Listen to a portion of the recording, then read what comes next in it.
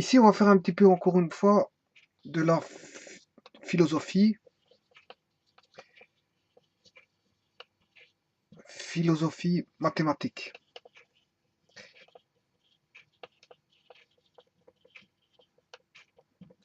Et discuter à propos d'un sujet qui va poser question, nous faire poser quelques questions en fait, ou des interrogations.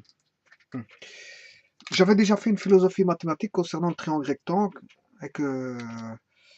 et d'aborder un sujet, je veux dire, un petit peu spécifique et de se poser quelques questions sur le triangle rectangle, mais ici, il en est tout autre. C'est par rapport au centre de symétrie des nombres.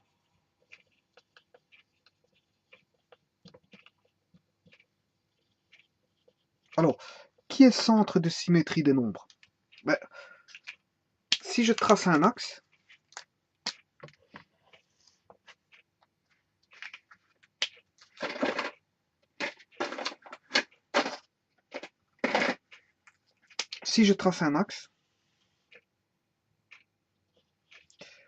je place le 0, 1, 2, 3. Je vais prendre dans un premier temps que des nombres entiers. Ça pourra s'appliquer, je veux dire, à des nombres non entiers. Moins 1, moins 2, moins 3, moins 4, etc. Par là, on va jusque moins l'infini, et par là, on va jusque plus l'infini. Est-ce que 0 est centre de symétrie? Telle est la question. Si je décide de dire oui, bien, on peut constater que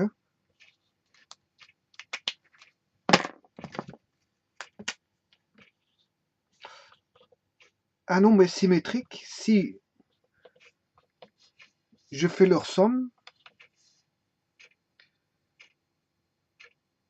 Voilà. Et là, je tombe sur un nombre symétrique. Je tombe sur le centre de symétrie que je vais appeler CS. CS est égal à un nombre plus un autre nombre divisé par 2, ben, son centre de symétrie. Par exemple, je prends 1 et moins 1. Par exemple, je vais prendre 4. Le nombre 4. Je prends 4. Si je prends 3 et 5, 3 plus 5, ça fait 8. Donc, je prends alpha qui vaut 3, alpha prime qui vaut 5, 3 plus 5, ça fait 8, divisé par 2, ça fait 4. Donc, 4 est le symétrique de 3 et 5. Mais 4 est aussi le symétrique entre 6 et 2. Puisque si je prends 6 plus 2, ça fait 8. 8 plus 2, ça fait 4. Voilà. Mais 4 est aussi le symétrique de 7 et 1. 7 plus 1, ça fait 8 divisé par 2, 4. C'est le symétrique de 8 et 0. 8 plus 0, ça fait 8 divisé par 2, 4. Donc 4, en fait, est un centre de symétrie. Tout comme si j'avais pris 5, 5 c'est un centre de symétrie. Pourquoi? Parce que 6 plus 4, ça fait 10 divisé par 2, 5. Donc on peut trouver tout nombre est symétrique de deux autres nombres. Tout nombre est symétrique de deux autres nombres. Donc pour moi, mathématiquement parlant, tout nombre est symétrique de deux autres nombres. Et il en est du cas particulier 0. Moins 1 plus 1. Divisé par 2, ça fait 0. 2 moins 2, ça fait divisé par 2, ça fait 0. Et on retombera toujours sur 0.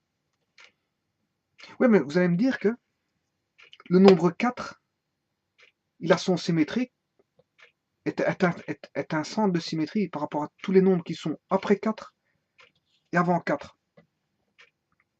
Et que 0 est symétrique entre les nombres positifs et les nombres négatifs.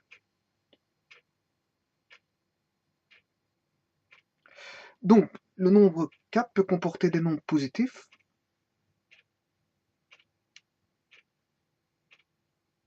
associés à un nombre positif, comme il peut comporter un nombre positif associé à un nombre négatif. Par exemple, si je prends 20 pour avoir 4, c'est 20, je dois prendre moins 16.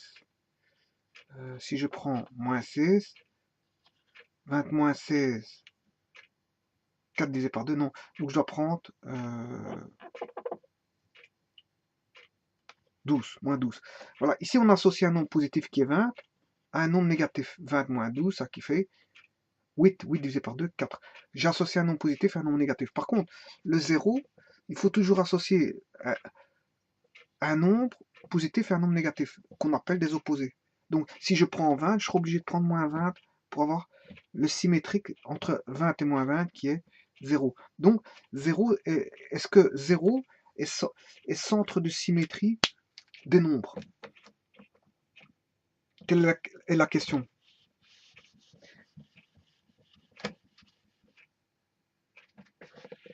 C'est ma question que je pose en fait.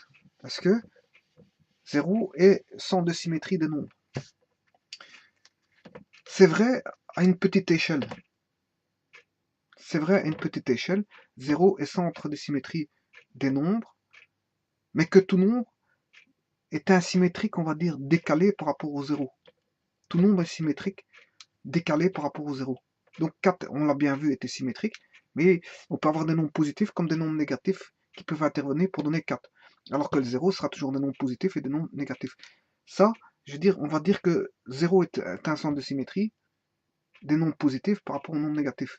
Et que 4 est un nombre symétrique des nombres qui précèdent 4, enfin, possèdent un symétrique positif euh, qui le suit ou positif qui le précède.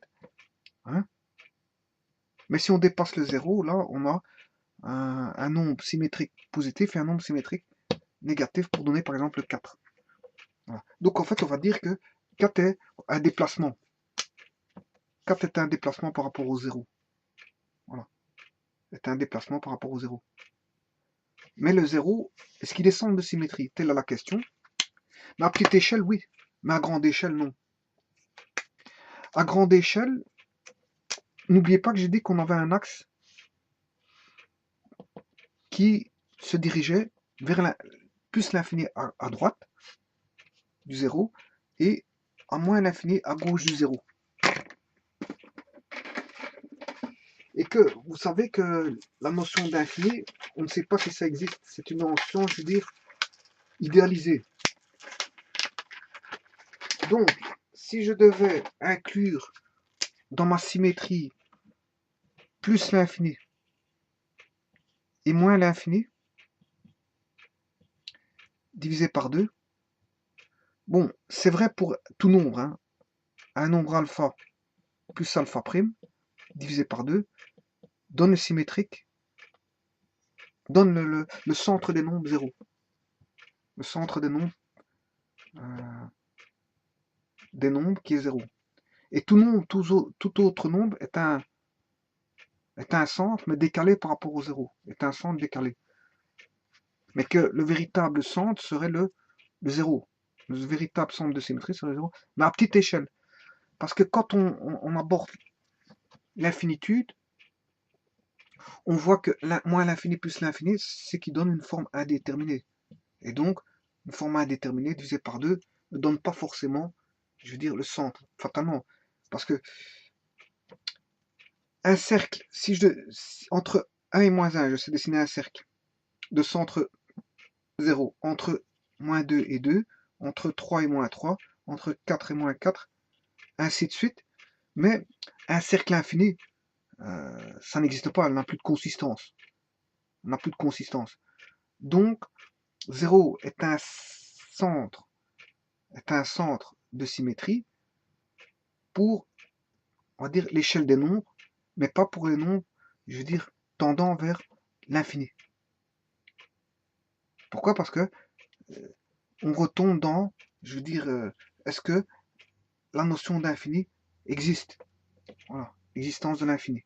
L'existence de l'infini, l'existence de l'infini qui est jusqu'à présent, décrit comme idéalisé, parce que dans la forme, je veux dire, la réelle, rien n'est infini. Et on ne sait même pas si l'univers est infini. Donc, si on n'a encore rien découvert que rien n'est infini, ben, on suppose que l'infini est un modèle idéalisé. Et donc, que le centre des nombres serait 0 pour une échelle qui ne serait pas, on va dire, infinie. Et que pour une échelle infinie, 0 ne serait pas le centre des nombres. Voilà. Donc ça, c'est un aspect, on va dire, philosophique, je veux dire, des choses, pour montrer que 0 est bien un centre à une certaine échelle, mais qu'à une autre échelle, hein, je veux dire, 0 n'est plus centre de symétrie. Voilà, je vous remercie beaucoup.